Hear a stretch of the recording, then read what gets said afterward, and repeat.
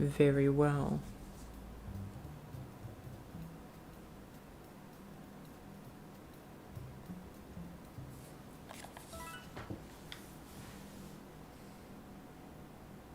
Super Mario 3D World! Oh yeah, Mario time! Woohoo!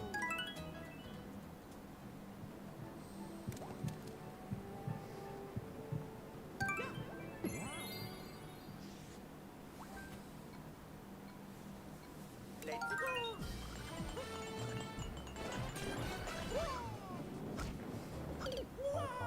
Great start.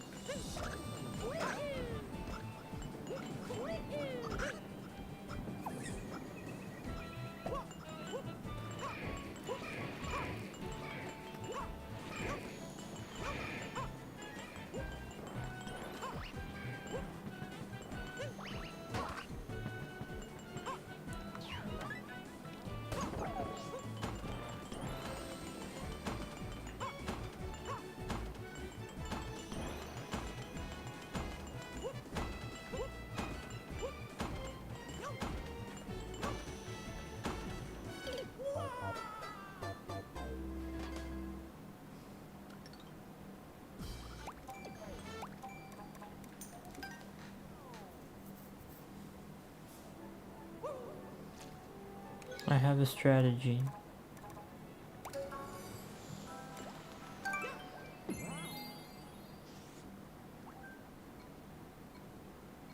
Let's go!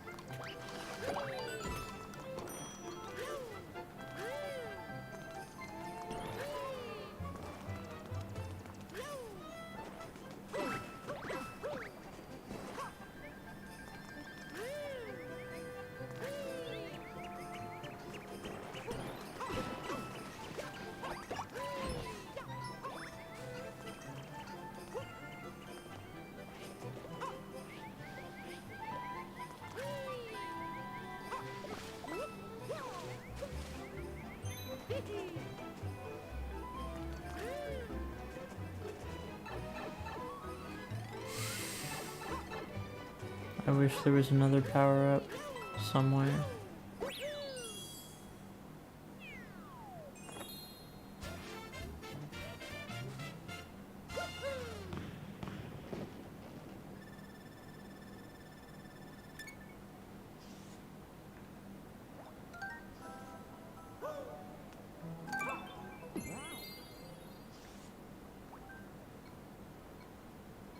Let's go!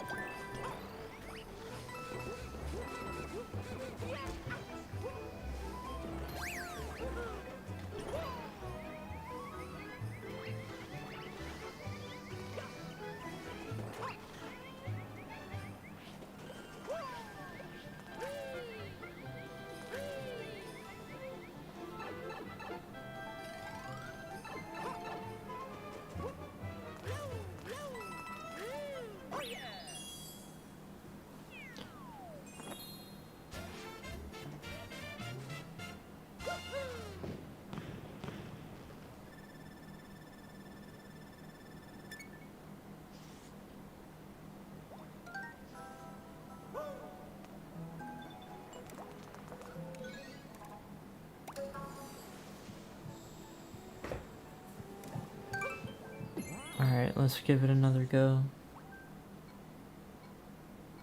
Let's go.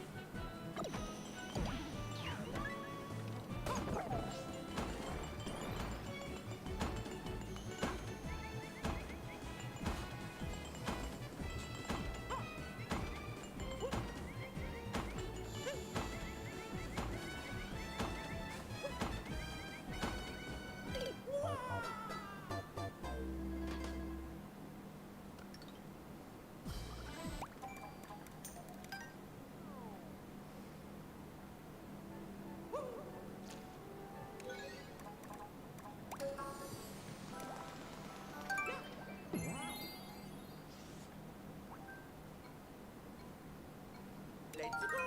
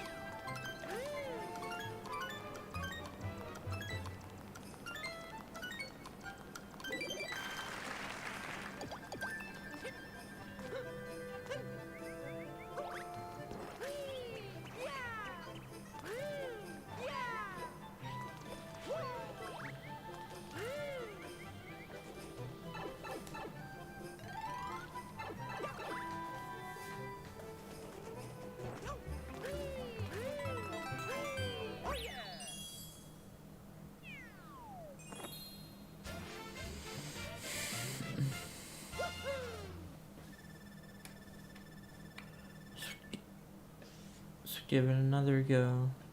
This is probably the best item to have when going into this level.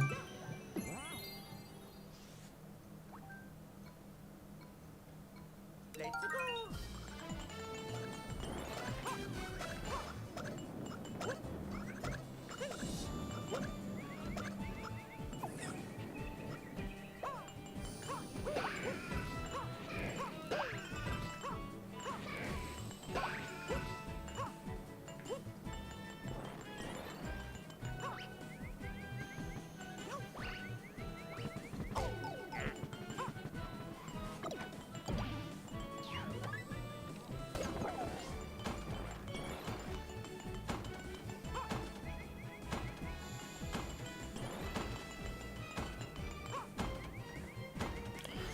No.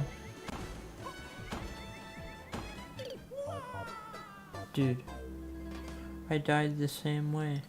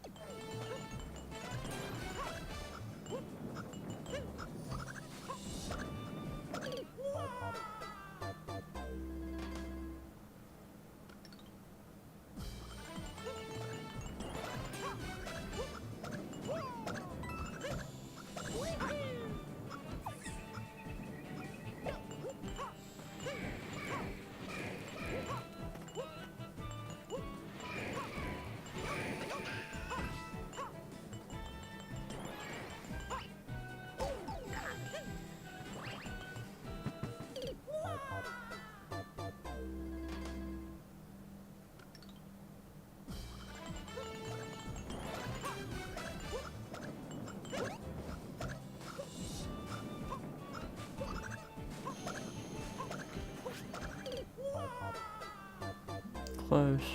Close to a save.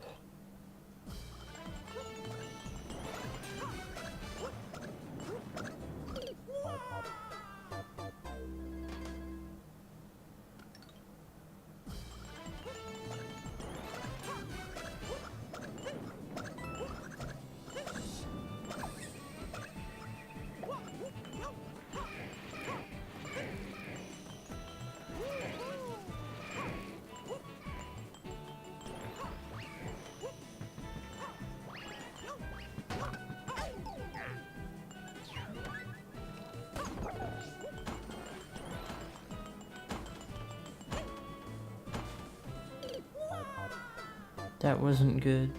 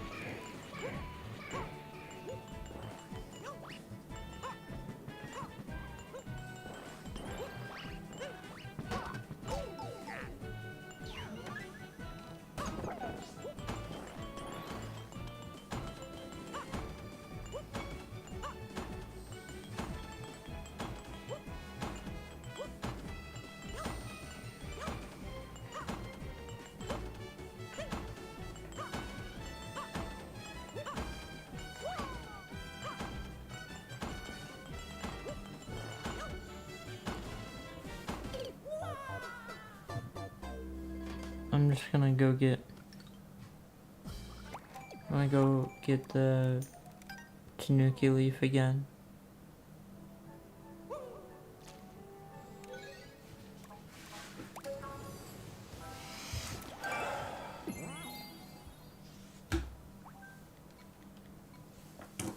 Let's go.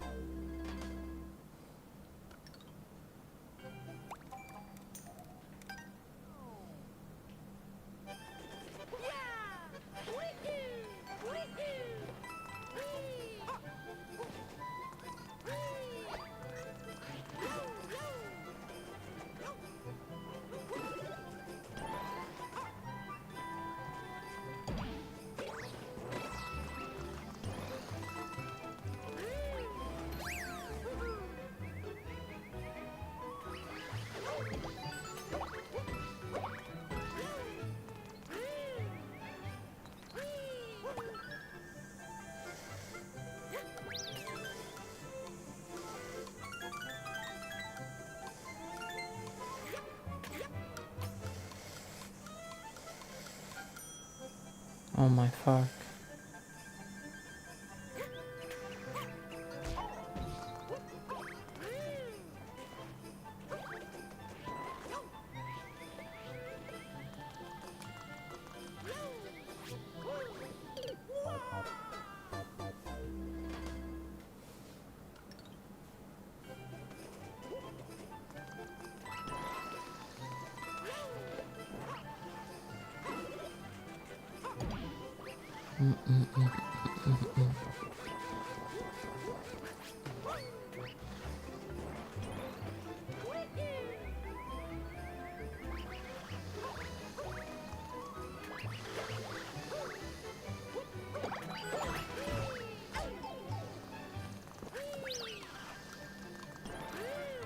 That's some bullshit.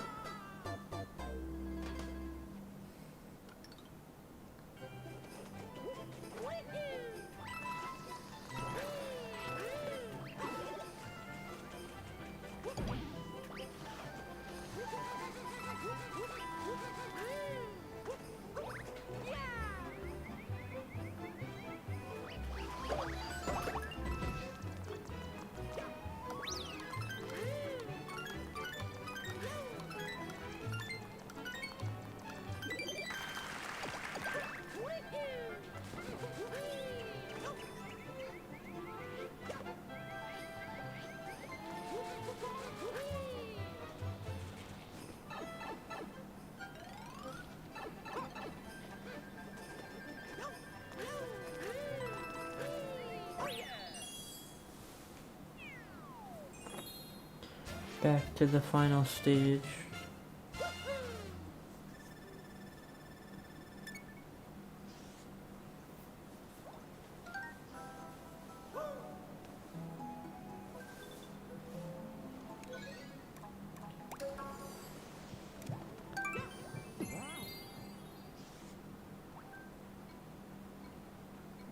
Let's go.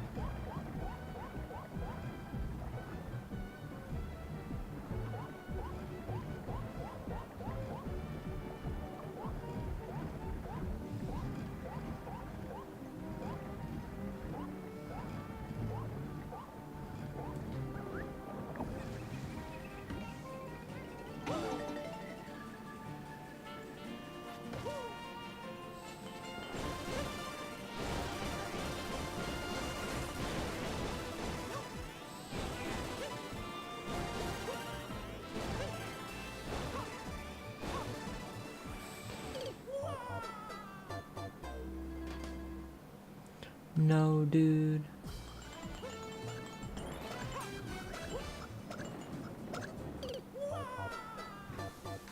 I don't know what happened there.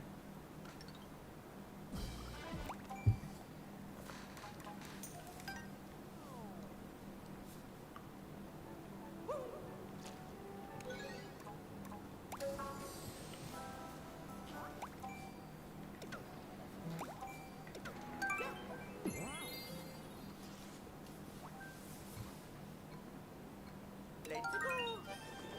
Yeah. Woohoo.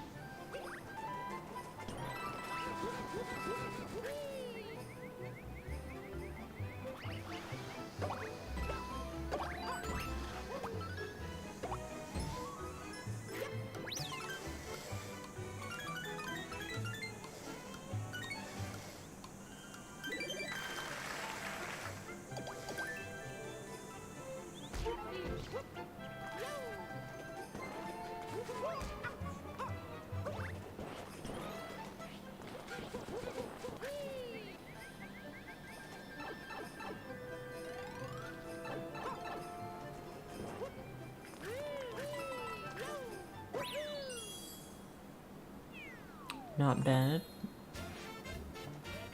Pretty good clear time.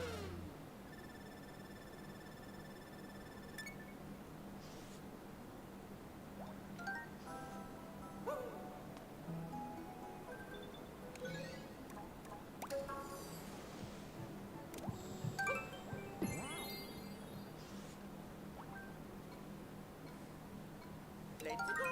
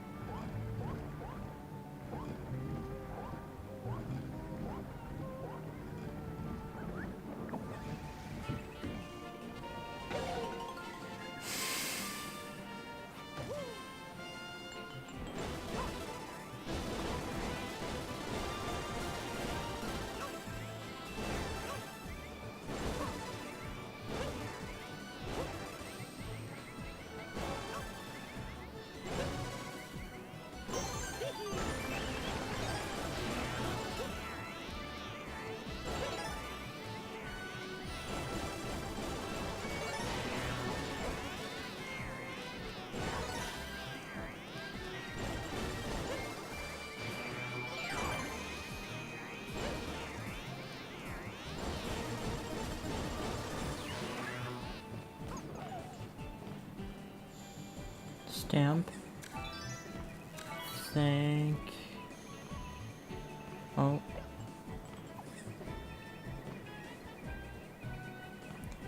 Thank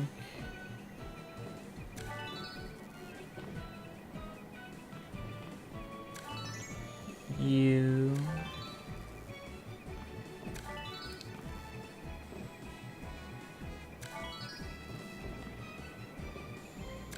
It says thank you.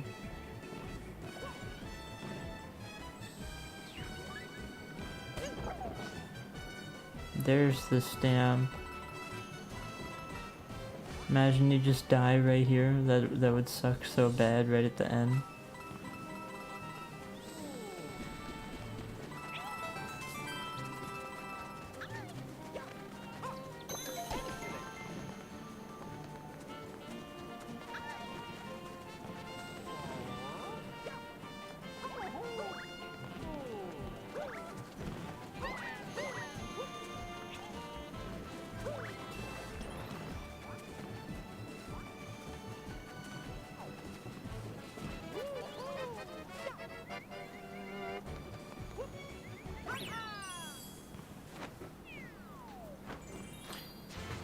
It is done.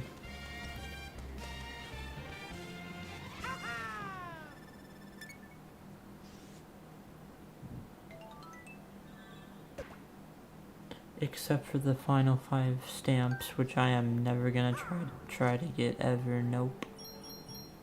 Nope. I'm good. That's everything.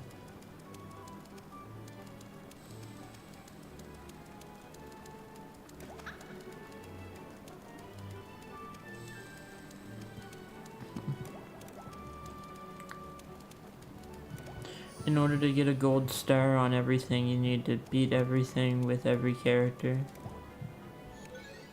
And I am not doing that.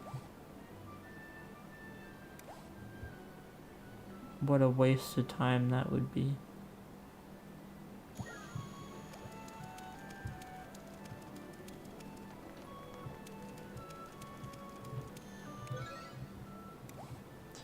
But yeah, there's another 99% profile.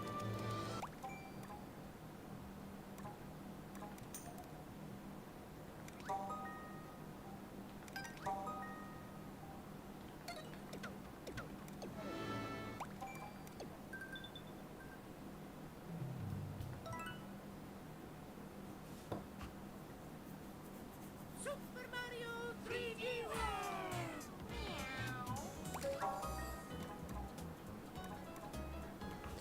So yeah, that was pretty fun, I guess.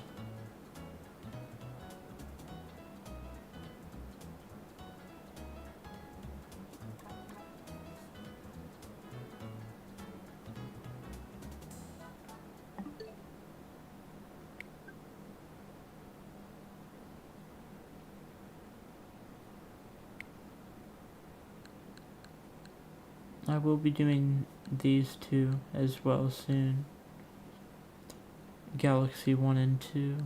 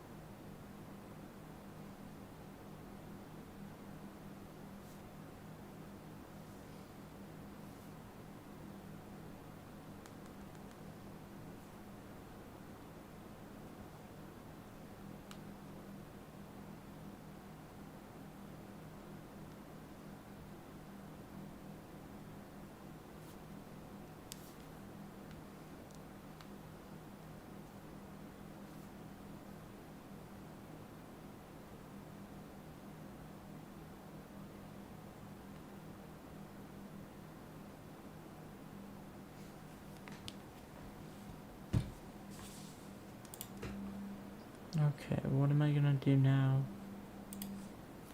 I got an idea.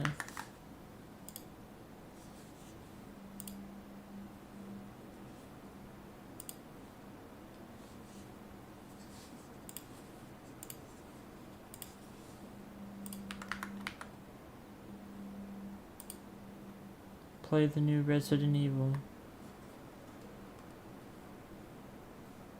Did you find anything on Opus? Not yet. Leon, we're running out of time. Did you find anything on Opus? Not yet. Nothing on the servers of the CIA or the Pentagon. I'm coming with you. We can't talk. What do you want to know? I don't want any more regrets. Whatever it takes, count me in. Raccoon City was where it all began for me.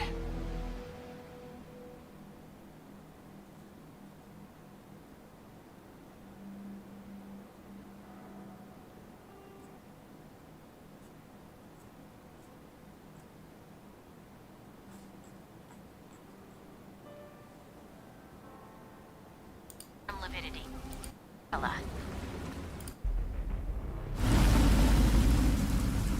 You there, Leon? Yeah.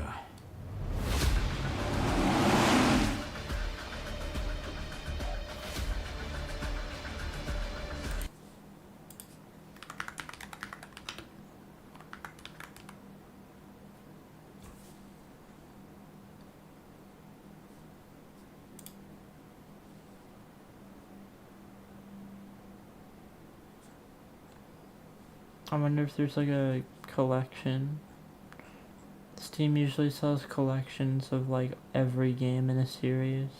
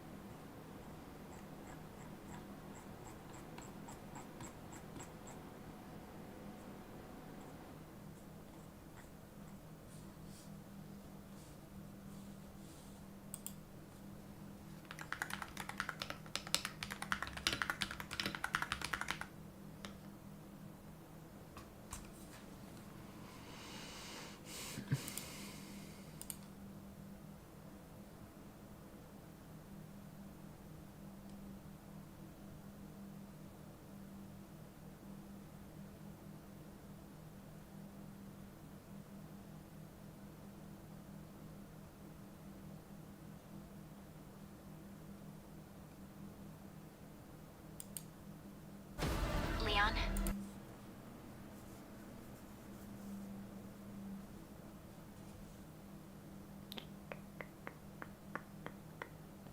Yeah, I'll play it. Fuck it.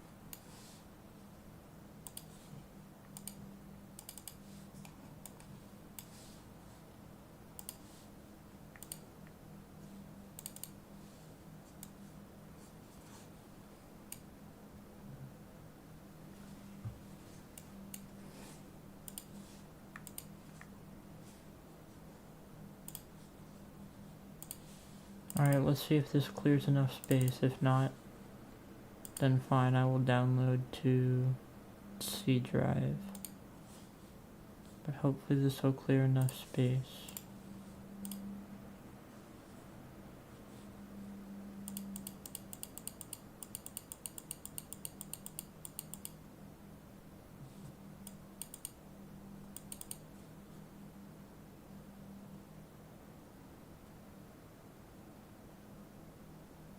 Didn't clear much space in here, nope.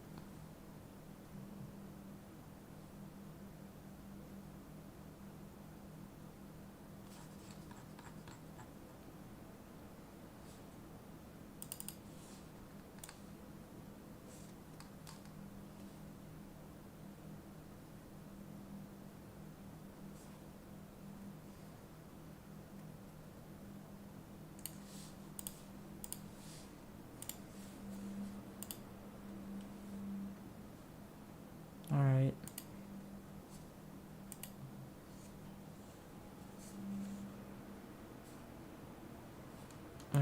While I'm installing it,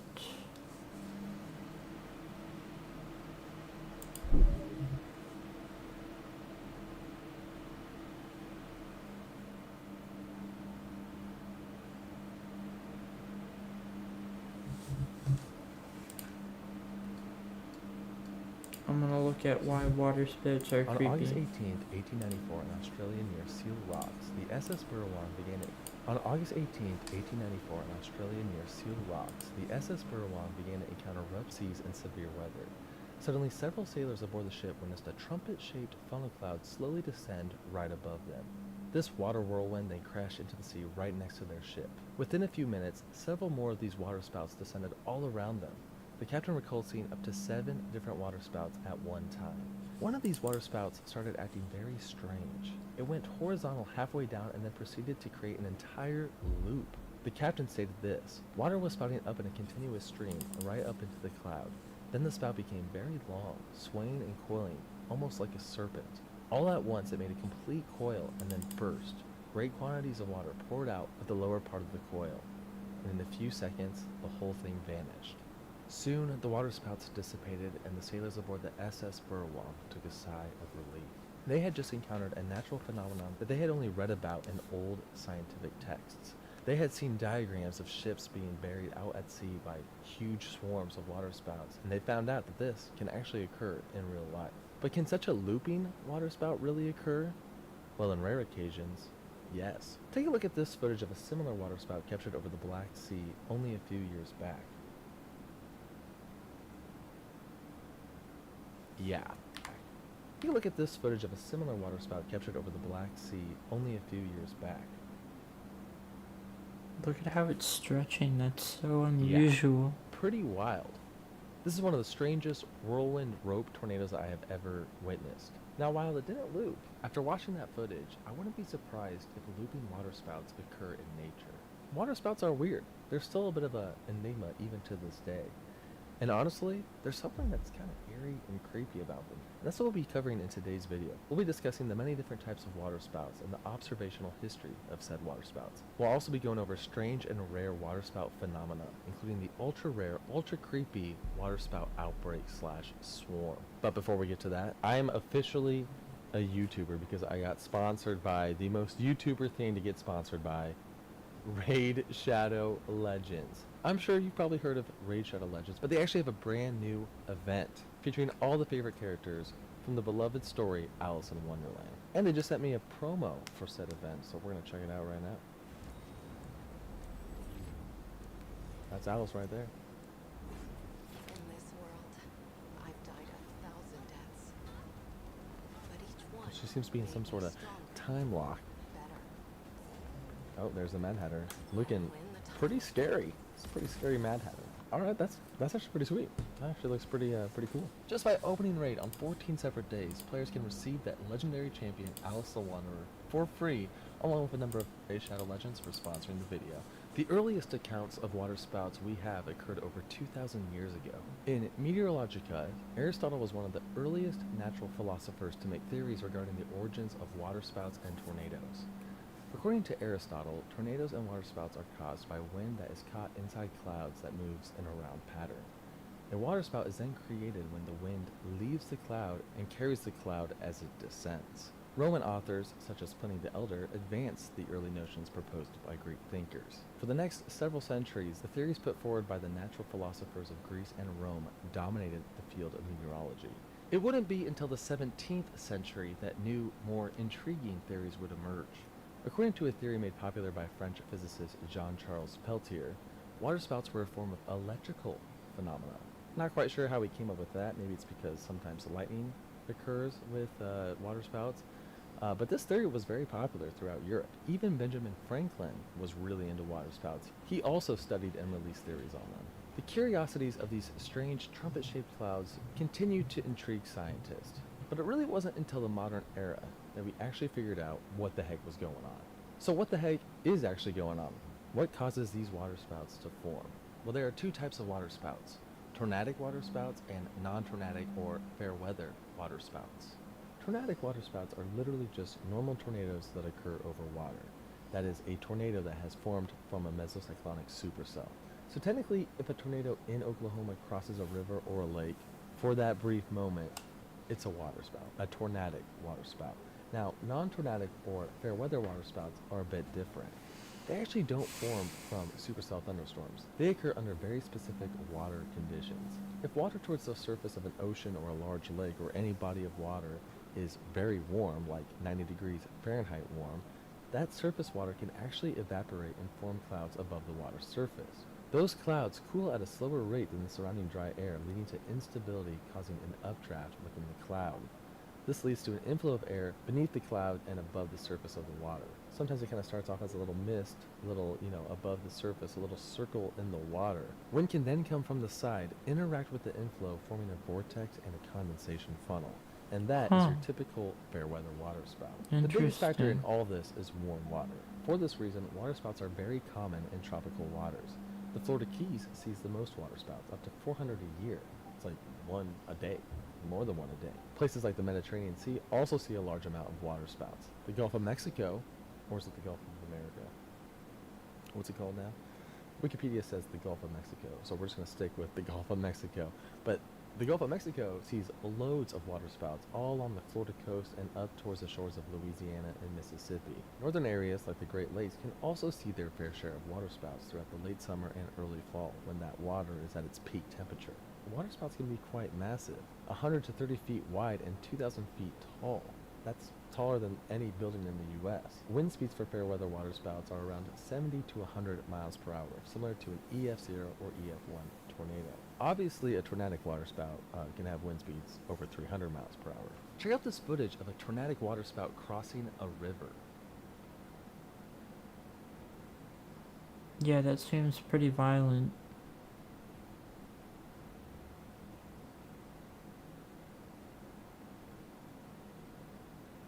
You do not want to be caught in that.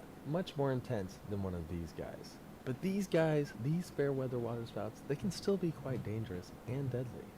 While the vast majority of waterspouts are weak and never come to shore, some do, and they can really mess up several beach umbrellas. Fair weather waterspouts can also be quite dangerous if you're in a boat. In fact, one of the deadliest tornado events in the past year, in 2024, may have been caused by a waterspout. Tech billionaire Mike Lynch was accused of committing fraud in San Francisco, but after the trial he was acquitted of all charges, and to celebrate, him and a bunch of colleagues and family decided to spend the night of August 18th out on the Mediterranean Sea aboard his luxury yacht, the Bayesian.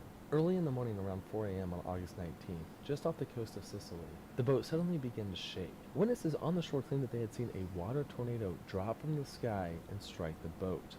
The boat then capsized and sank within a few short minutes. Out of the 22 on board, 7 lives were lost, including the tech billionaire himself, Mike Lynch. Surprisingly, the 7 victims did not die from drowning. According to their autopsies, they died from asphyxiation as they were trapped within an air bubble within the yacht 100 feet beneath the surface on the floor of the Mediterranean Sea. Now, some officials do believe that the sinking of the yacht was actually caused by a downburst, not a water spout. That's a different, weather phenomenon. Also can be quite dangerous, especially for planes. However, it's worth noting that another nearby yacht was perfectly intact and undamaged from the storm. pointing to a more direct strike on the basing. A few years back, I did a video on the deadliest weak tornadoes. One very common factor in these events was water. Being on a boat in high winds is a recipe for disaster.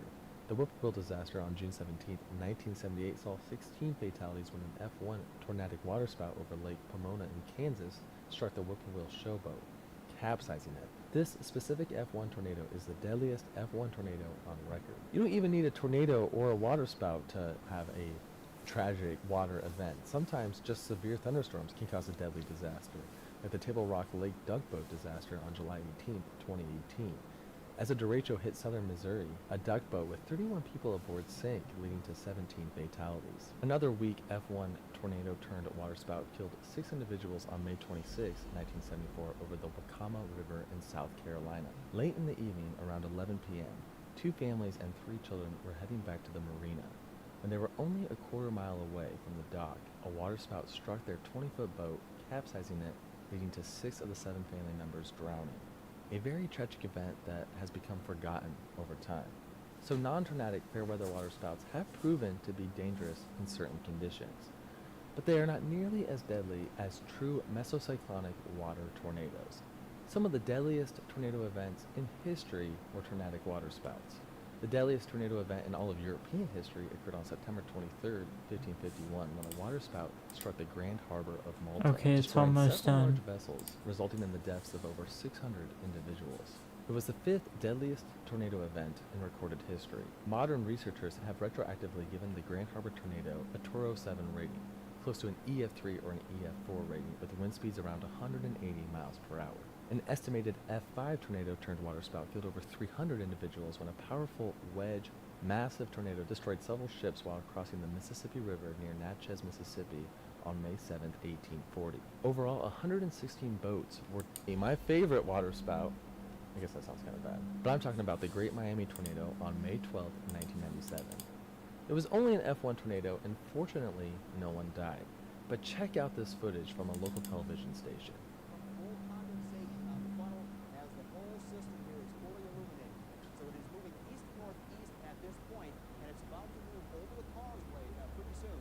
You can see it's a huge area of water that is now being sprayed up from the water and up into the funnel itself. Behind it is a little trail in the water that sort of marks where it has been right there. As it continues to move to the northeast, it's almost ready to go over the Venetian causeway. Incredible footage. Also, look how huge it is. Like, look at it compared to the buildings. It's pretty fascinating, I'd say. Quite wonderful. Seriously, a beautiful tornado. And this image of the tornado over downtown Miami is wild. Let's move on to the next section. Rare waterspout phenomena. Of course, we've already talked about that looping horizontal waterspout witnessed on the SS Burrowong, but there are other enigmatic phenomena associated with these strange water tornadoes. For example, multi-walled waterspouts. Multi-walled waterspouts refer to waterspouts that seem to have several inner funnels. These are observed somewhat frequently, but are still kind of rare. There have also been reports of forked waterspouts, although there's not much credibility to these reports. One example comes from a sighting of a forked waterspout in the South China Sea on May 19, 1967. A much more likely scenario is that there was 2 waterspouts and one of them was kind of hidden behind the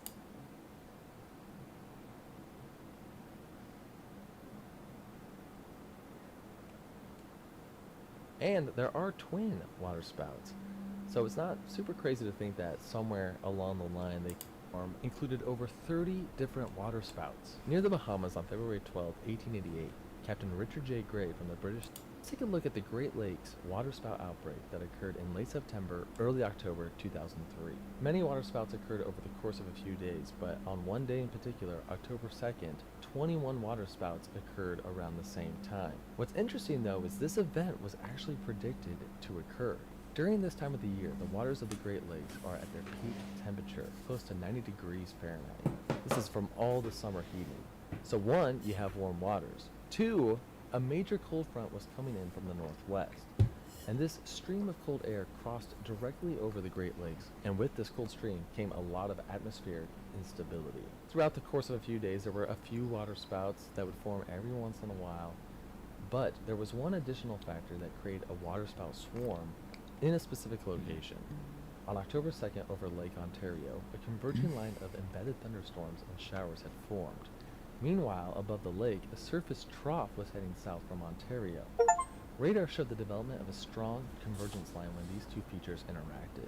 This line of thunderstorms produced at least 21 waterspouts. Most of the waterspouts occurred and dissipated over the lake, but a few did make it to shore, and one even caused a bit of damage.